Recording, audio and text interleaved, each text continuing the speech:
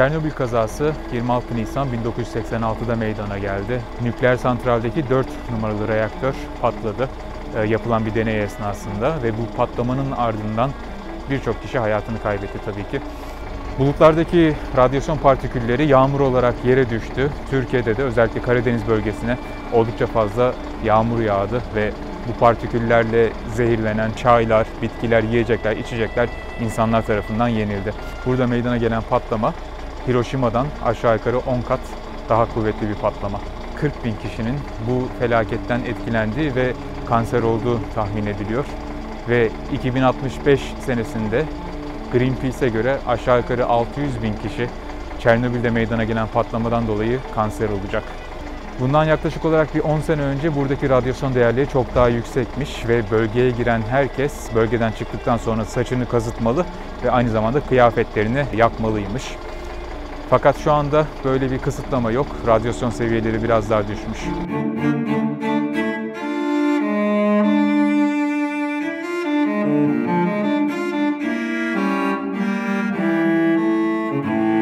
Çernobil bölgesine girebilmek için 2 tane kontrol noktası bulunuyor. Bunlardan bir tanesi 30 kilometre uzaklıkta nükleer santralden, diğeri de 10 kilometre uzaklıkta. Çernobil bölgesine girebilmek için Ukrayna hükümetinden aşağı yukarı 10-15 gün önce izin almak gerekiyor. Şimdi bu bölgedeki ilginç kurallardan birkaç tanesi de şöyle. Bölgenin içerisinde herhangi bir şeyi yere koyup alamıyoruz. Yani veya bir masanın üzerine, bir arabanın üzerine herhangi bir şey koyup alamıyoruz. Çünkü radyoaktif partiküller bu şeylere yapışırsa beraberimize bunları hem bölgenin dışına çıkartmış oluyoruz, aynı zamanda kendi ülkemize de getirmiş oluyoruz. Kimsenin de buna ihtiyacı yok. Ayrıca eklemek istiyorum. İçeride herhangi bir şey yiyip içmek yasak. Çünkü radyasyon partikülleri yiyeceğimiz ve içeceğimiz şeylere bulaşıp onları midemize alabiliriz. Aslında asıl tehlikesi yani vücudumuzun radyasyona maruz kalmasındansa radyasyona maruz kalan şeylerin yenilip içilmesi ve solunması. Evet. Asıl tehlike burada. O zaman radyoaktif partikülleri vücudunuza almış oluyorsunuz haliyle. Bu zamanla sizi öldürüyor, kanser yapıyor. Asıl tehlike burada.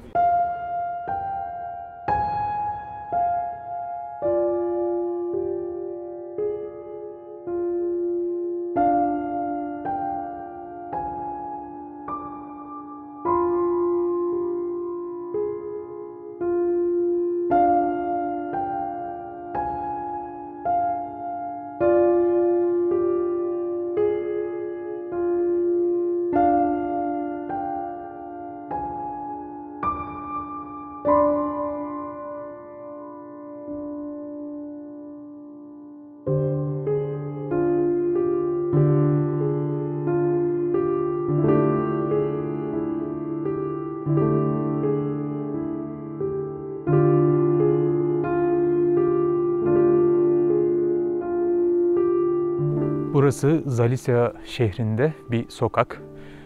Tabii eskiden burası bakımlı bir sokakmış fakat 31 senedir hiçbir bakım yapılmadığı için ağaçlar sokağı tamamıyla kaplamış. Sokaktan ziyade patika bir yola benziyor şu anda. Sağlı sollu binalar var. Bunların hepsi terk edilmiş ve çok bakımsız durumdalar haliyle.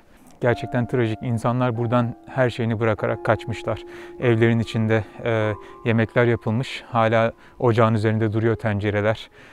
Çocukların oyuncak ayıları, oyuncakları hepsi dokunulmamış bir şekilde duruyor burada.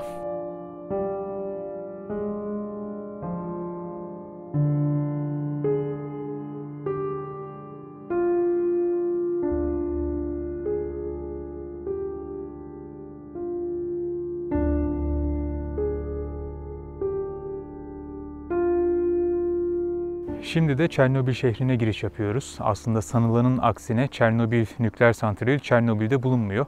Çernobil'in 17 kilometre kuzeyinde bulunuyor. Sadece ismini buradan almış. Çernobil nükleer santraline en yakın şehir Pripyat şehri.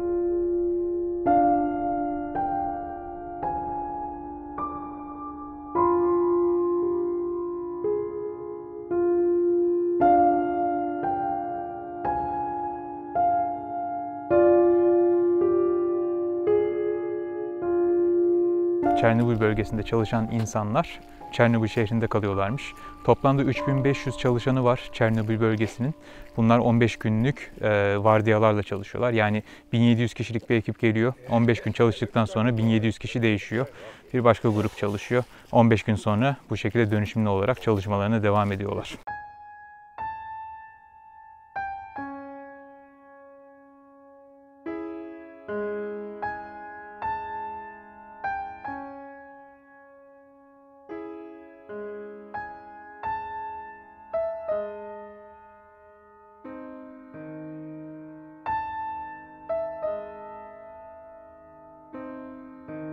Şimdi nükleer santrale giderek yaklaşıyoruz. Burada Kopaçi kentine, daha doğrusu Kopaçi kasabasına geldik. Bu kasabanın ilginç bir hikayesi var. Patlama olduktan sonra buradaki evlerin birçoğu ağaç olduğu için farklı bir uygulama yapılmış burada. Ağaç, normal betonarme binalara göre ağaç evler radyasyonu daha fazla emiyormuş ve daha fazla bünyesinde bulunduruyormuş.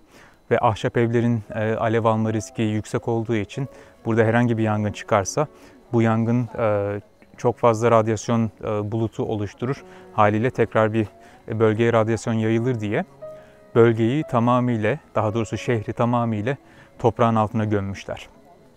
Fakat ilk başta güzel bir fikir gibi gelmiş bu Sovyet bilim adamlarına. Fakat tabii ki bir binayı yıkarken yine ortaya toz çıkıyor ve bu toz bulutları yine radyasyonun yayılmasını engelleyememiş. O yüzden diğer yerlere göre bu kasabada radyasyon oranı biraz daha yüksek.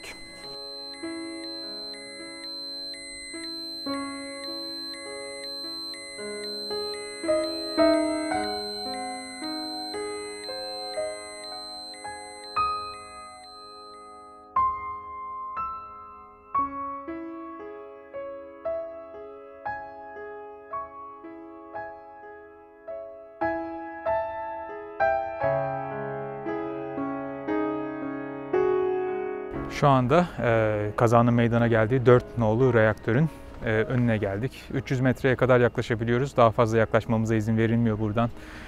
Yüksek radyasyon seviyelerinden dolayı. Şu anda 4 numaralı reaktör çökmüş fakat üzerine kurşun bir bloka ile kalkan yapmışlar. Bu içerideki radyasyonun dışarıya çıkmasını engelliyor. Yani engelleyemese de çok fazla, en azından azaltıyor. Fakat bu yapılan kalkanın ömrü aşağı yukarı 100 seneymiş. 100 sene sonra garantisi bitiyor. Fransız bir şirket yapmış bunu. 100 sene sonra gelen kuşak yeni bir çözüm bulmak zorunda. Çünkü bu kurşun kalkan çökerse içerideki radyasyon tamamıyla açığa çıkacak.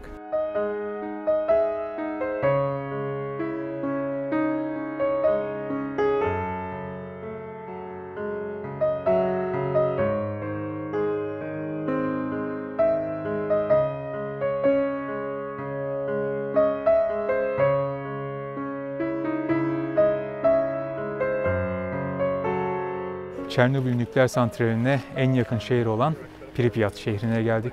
Pripyat şehri faciadan sonra tahliye edilen ilk şehir.